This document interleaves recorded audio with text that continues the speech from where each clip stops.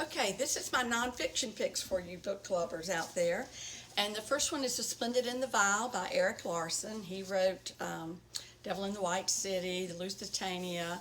And this is the story of the year of the Blitz and Churchill's day-to-day life of how he survived. And it's an incredible story of his fearlessness and how he led his country to survive the Blitz. Next up is American Sherlock by Winkler, Dawson. And this is the story of an investigator 100 years ago who developed forensic experiments and things with crime scene that are still being used today, like fingerprints and not disturbing the evidence and the blood.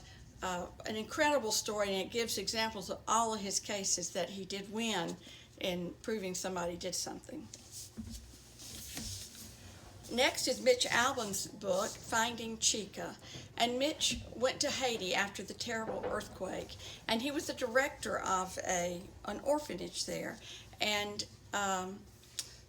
Chika was born 3 days after the earthquake and did not get to the orphanage until she was 3, but he fell in love with her. She had a dynamic personality, was really a leader. The longer she stayed at the orphanage, she became a leader of all the children. And then she got sick, and it ended up she had a brain tumor, and he and his wife took her to America, to Chicago, to try to get her the help she needed. And they adopted her, and she brought so much love into their life that they did not know they were missing because they had no children. A fabulous story, but does have a sad ending because she doesn't make it.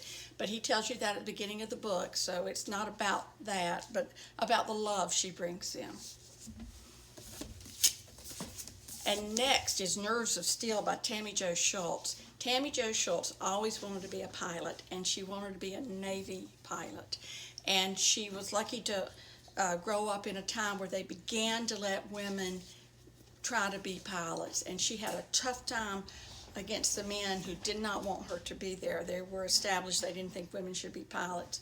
But she was one tough cookie, and she made it. And the training they go through as Navy pilots is incredible. They put them up in the air and make them simulate a crash falling through the air and have to come out of it or not. But anyway, her training after she gets out keeps her in good stead because she's flying a commercial flight, a Boeing 737 in Philadelphia, when one of the engine blows, and she lands that plane safely. This is an incredible story. And No Surrender by Chris Edmonds is my last book.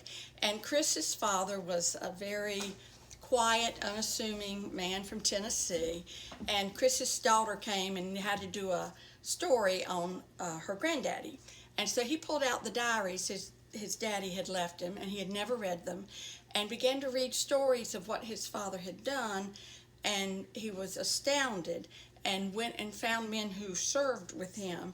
And one particular man in New York said, whatever you need to get this research done for yourself, I'll help you, whatever, because I wouldn't be here without your father.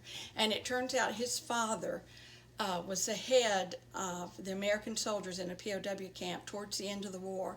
And the Germans ordered them to march out of camp, and he said, no. He said, no, we will not go. And knew that they could be shot down right there, but they were not. Other country soldiers did file out, and they were executed. And his father was got his name on the Yad Vashem wall in Israel of people who sacrificed, or not sacrificed, risked their lives to save Jews. And he saved about 300 Jewish POWs, and in all about 1,200 American POWs were saved thanks to Chris Edmonds' dad. Thank you.